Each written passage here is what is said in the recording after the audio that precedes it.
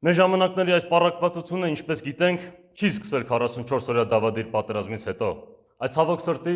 1991 թվականից, մեր անկախությունը նորից վերականգնելու առաջին իսկ օրվանից, քանի որ այս նորաստեղծ հանրապետությունը լիովին սխալ հիմքերի վրա դրվեց, որի պատճառով մենք չստեղծեցինք իսկապես անկախ հայկական պետություն, շարունակելով մնալ այս կիսանկախ ու կիսագաղութային վիճակում։ Փաստացի մենք ապրում ենք ոչ թե իրական անկախ Հայաստանում, այլ հետսովետական Հայաստանում։ Սխալ հիմքերի վրա դրվեց, քանի որ Հայաստանի առաջին հանրապետության իրավահաջորդը հռչակվելու եւ Արցախը Հայաստանին ամբողջությամբ միացնելու փոխարեն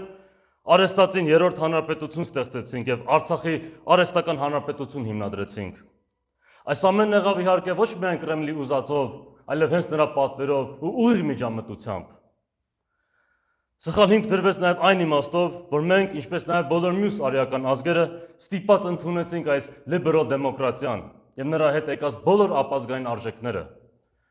Ժողովրդավարական համակարգը իրականում ամբողջավարություն է, կամ ավելի ճիշտ ժողովրդավարական բռնապետություն, քանի որ ազգի ճակատագիրը դրվում է ժողովրդի այն զանգվածների վրա, որոնք անկախ մտածելու ունակություն բնավ չունեն։ Այլ այն զանգվածներն իրականում կառավարվում են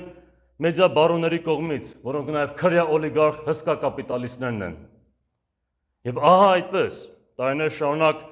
սկսեցին բուծվել այդ փչացած սերմերի դառապտուղները, շարունակեց համատարած դառնալ կոռուպցիան, որը ցավոք սրտի ժառանգեցինք սովետական համակարգից։ Սկսեցին բուծվել նաև ճոխ-ճոխ անուններով, բայց իրենցից ոչ մի արժեք չներկայացնող բազմաթիվ ապազգային կուսակցություններ, ինչպես նաև այլասերություն քարոզող տարբեր հասարակական կազմակերպություններ եւ մեր հայրենակիցների ուղեղները լվացող աղանդներ, որոնք շարունակում են ֆինանսավորվել եւ սատարվել տարբեր գործակալական ցանցերի ու օլիգարխների կողմից։ Այս բոլորը միասին սկսեցին պառակտել մեր ազգին եւ այդ պառակվածությունը հասցրին գագաթնակետին հատկապես 44-օրյա դավադիր պատերազմի ժամանակ, եւ դավաճանվեց մեր բանակը եւ դավադրաբար թշնամու ձեռքն ընկավ ամբողջ Արցախը։ Այս կուսակցություններն իհարկե լինում են թե իշխանությանը կողմ, թե այսպես ասած ընդդիմությանը, որոնց միջև նույնքան տարբերություն կա, որքան Առնետի ու Բորենու էությունների միջև։